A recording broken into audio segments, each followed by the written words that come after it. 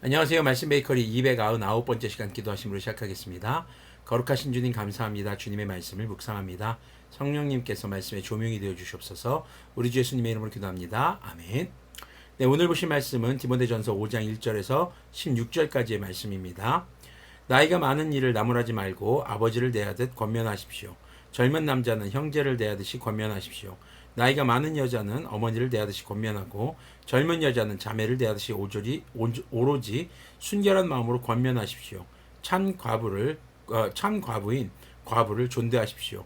어느 과부에게 자녀들이나 손자들이 있으면 그들은 먼저 자기네 가족에게 종교상의 의무를 행하는 것을 배워야 하고 어버이에게 보답하는 것을 배워야 합니다. 이것이 바로 하나님께서 그들에게 원하시는 일입니다. 자, 성도들을 대하는 것에 있어서 남녀노소를 막론하고 나무라지 말 것을 강조합니다. 그들에게 권면하라는 것입니다. 나무란다는 것은 그들을 혼내는 것이고요. 권면하라는 것은 그들에게 이렇게 권유하라는 것이죠. 자, 나무란다는 것은 어찌 보면 그들을 정죄하는 모습과 마찬가지입니다. 정죄는 하나님께서 하시는 것이죠. 그렇기 때문에 우리가 함께 신앙생활을 하는 성도들을 나무란다면 어쩌면 그것은 우리의 역할을 벗어나 주님의 자리에 오르고자 하는 그런 교만의 죄를 지을 수 있다라는 생각이 들기도 합니다. 다만 성도들을 존중하며 권면할 것을 강조합니다. 그 권면은 자신의 가족을 대하듯이 하고 그리고 상대방이 사회적 약자일 경우 특히 오늘 본문에서는 과부들에 대한 이야기들이 등장합니다. 그런 그들에 대해서 더욱더 존대하며 권면할 것을 이야기합니다. 그리고 모든 권면은 순결한 마음에서 비롯되어야 한다고 바울은 이제 디모데에게 권면하고 있는 것이죠. 자, 특히 이제 오늘 과부에 대한 내용들이 등장을 하는데 앞서서 1절에서 4절에서 나온 것처럼 상대방을 배려하고 존중하고 존대하며 이런 권면을 해야 한다는 것은 앞으로 이제 교회 성도들에게 권면을 할 때 이런 태도를 가지고 해야 한다는 것을 바울은 강조하고 있는 것입니다. 자, 이제 5절부터 16절까지의 내용은 당시 에베소 교회에 있었던 과부들에게 하는 권면을 하라는 것입니다. 자, 그래서 이 5절부터 16절까지의 말을 전할 때 그들을 이렇게 가르칠 때에 나무라듯 하지 말고 그들을 존대하며 권면하는 태도를 먼저 가질 것을 강조하고 있는 것이죠. 5절부터 보면요. 참 과부로서 이 의지할 데가 없는 이는 하나님께 소망을 두고 밤낮으로 끊임없이 간구와 기도를 드립니다. 향락에 빠져 사는 과부는 살아있으나 죽은 것입니다. 그들에게 이런 것을 명령하여 그들이 비난받는 일이 없도록 하십시오. 누구든지 자기 친척, 특히 가족을 돌보지 않으면 그는 벌써 믿음을 저버린 사람이요 믿지 않는 사람보다 더 나쁜 사람입니다. 과부로 명부에 올릴 이는 60살이 덜 되어서는 안 되고 한 사람의 아내였던 사람이라야 합니다. 그는 착한 행실을 인정받는 사람이라야 하는데 자녀를 잘 기르거나 나그네를 잘 대접하거나 성도들을 자기 집에 모시거나 어려움을 당한 사람을 도와주거나 모든 일에 선한 몸을 바친 사람이라야 합니다. 젊은 과부는 명단에 올리는 것을 거절하십시오. 자, 여기서 지금 계속 명단이라는 얘기가 나오는데요. 교회 명단입니다. 이거는 과부들을 그 교회에 정식 명단으로 올릴 때 이렇게 해야 된다는 것이죠.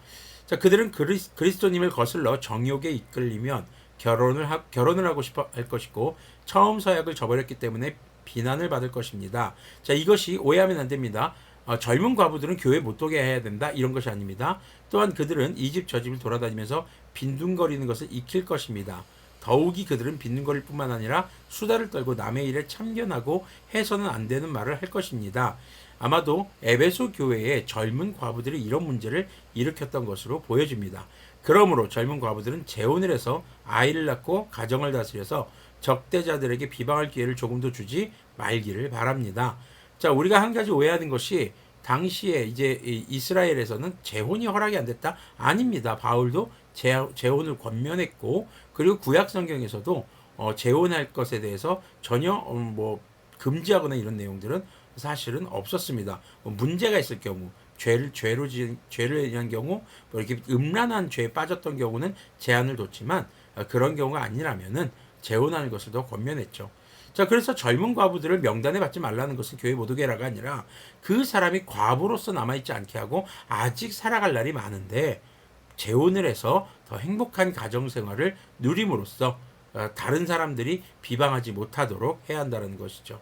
자, 15절을 보면요. 어떤 과부들은 이미 곁길로 나가서 사탄을 따라갔습니다.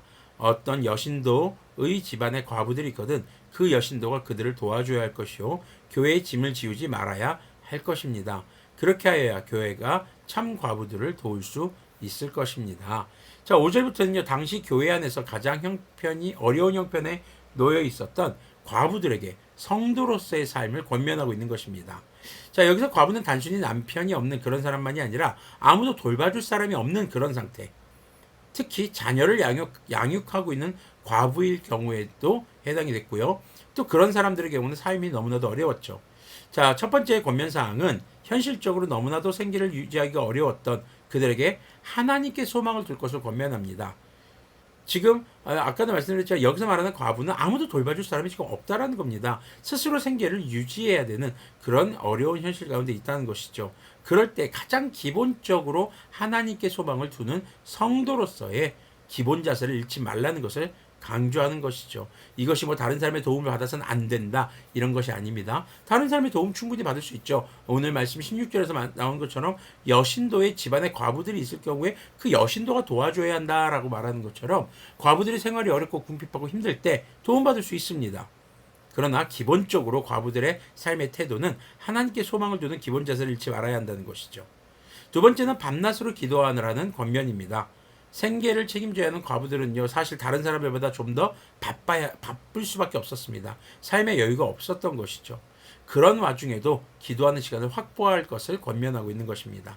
자, 이것은 13절에서 언급하고 있는 빈둥거리며 수다스럽게 타인의 일에 관여하는 일을 보이는 그런 과부들의 모습을 피하는 삶과 관련돼 보입니다.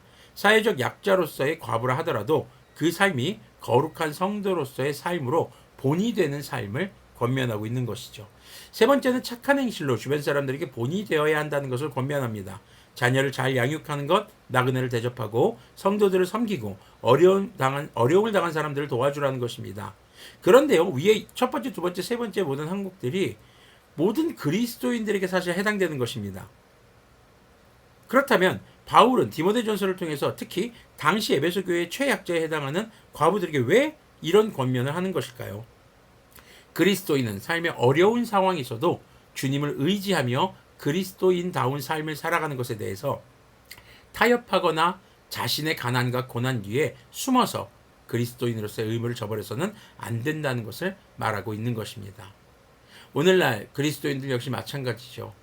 어떤 삶이든 결코 쉬운 삶은 없습니다. 하지만 이래서 힘들고 저래서 힘들고 이런 것 때문에 어렵습니다라는 핑계와 또 그 어려움의 뒤에 숨어서 그리스도인다운 삶을 살아가야 하는 것을 포기하거나 피하고 있거나 그것을 잠시 보류하고 있는 것은 아니지 우리가 좀 우리의 삶을 돌아보기를 바랍니다. 우리는 그리스도인입니다.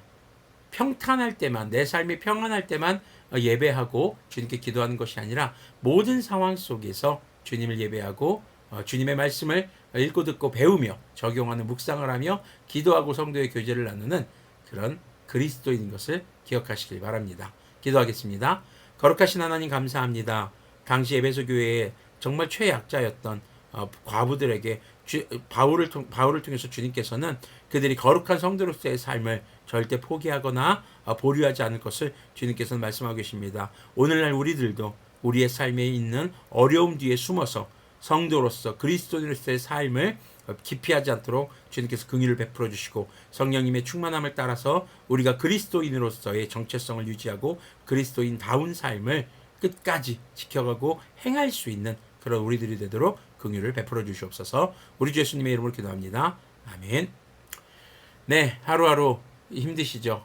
네, 여러분들 결코 쉽지는 않을 것이라고 생각합니다. 그러나 그 어려움 뒤에 숨지는 않기를 바랍니다. 우리는 그리스도인입니다.